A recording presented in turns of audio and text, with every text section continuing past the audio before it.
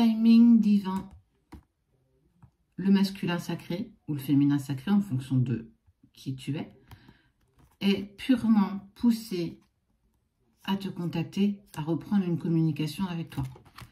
Ça, c'était le message qui tournicote un petit peu depuis hier dans mon esprit. Étant en plus un petit peu malade, en étant, je crois, ayant chopé une intoxication alimentaire. Donc, je vous avoue que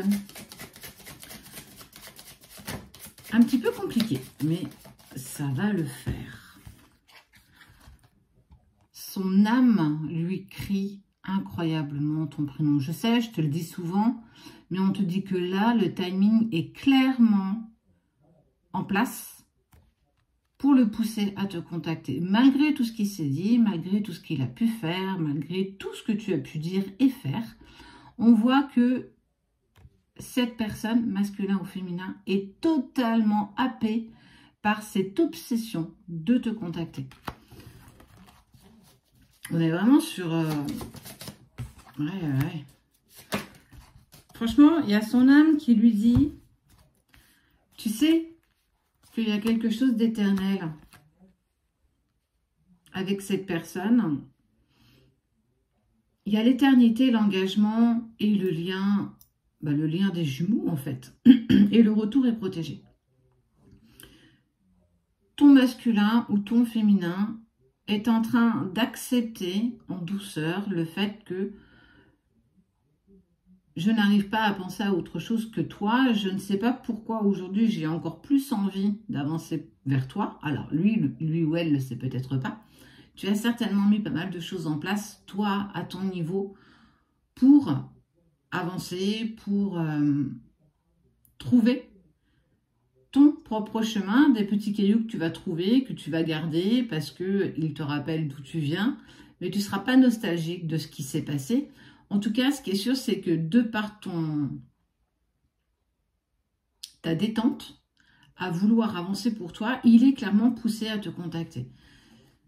N'oublie pas qu'il est perpétuellement, lui aussi, connecté à toi.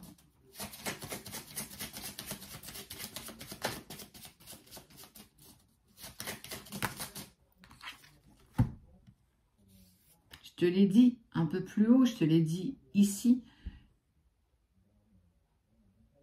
Cette reprise de contact, elle est clairement imminente. On est, pour moi, dans les jours qui vont suivre ce tirage. Alors, peu importe le moment où tu le regardes, ça n'a pas forcément eu de véritable importance. Essaye un petit peu d'enlever tes carcans, d'enlever tes œillères et de te laisser porter parce que toi aussi, ton cœur te permet de vibrer. Accepter parfois l'inacceptable, accepter que tu puisses et que tu dois aborder ce chemin personnel seul, sans son aide, sans l'aide de personne d'autre. Tout ça a un sens. Ce sens, c'est pourquoi je dois faire chemin seul aujourd'hui? Pourquoi c'est si compliqué pour toi d'avancer seul? Parce que tu n'as jamais été habitué à penser à toi et ne penser rien qu'à toi. Tu as toujours eu tendance à aider, accompagner les autres, les personnes qui t'accompagnent dans ta vie, tes enfants, ton ex-conjoint, ta famille, ta meilleure amie, tes collègues de boulot, te tordre en quatre pour rendre service aux autres, pour aller un petit peu atténuer cette dépendance affective que tu as tendance à avoir. Et toute cette relation qui est venue s'éclater à toi, qui est venue te faire connaître l'amour inconditionnel, eh bien, elle est venue aussi mettre en lumière toutes ces parts de toi que tu ne voulais pas, cet effet miroir que tu ne supportes pas chez les autres, qui est en fait juste une part de toi que tu n'acceptes pas et que tu ne veux pas voir. Donc, tu as cheminé sur ce chemin avec ton ego, bien sûr, mais ça c'est totalement normal, avec tes peurs, avec tes questionnements, tes doutes. Mais pendant ce temps, ton autre, lui aussi, a été poussé dans ses retranchements, dans ses difficultés, dans son refus d'accepter ce que tu peux représenter véritablement dans sa vie, mais surtout en lui. Et que quoi qu'il se passe, vous serez toujours unis l'un à l'autre, tout le temps, perpétuellement.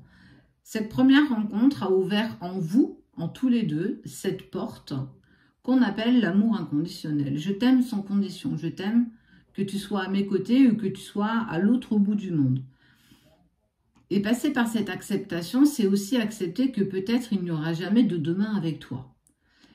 Et tu en es arrivé à cette étape-là, où peu importe ce qu'il se passe aujourd'hui, demain, tu es dans cet amour inconditionnel pour l'autre parce que tu as appris et acquis à t'aimer suffisamment toi-même.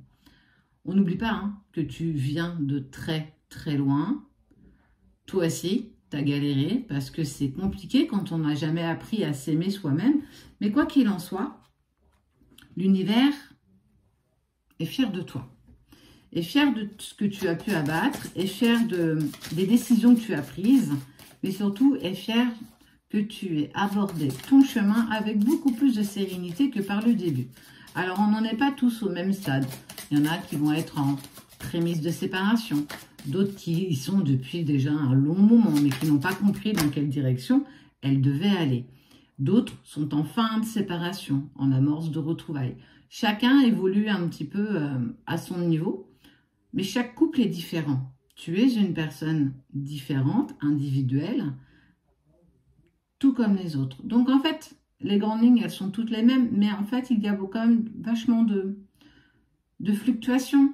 Tout le monde est différent. Et en tout cas, quoi qu'il en soit, on voit bien qu'il y a une amorce de reprise de communication. Ce timing, il est divin parce que c'est enfin le moment, ce moment que peut-être tu n'espérais clairement plus. Et regarde, celle qui s'est retournée.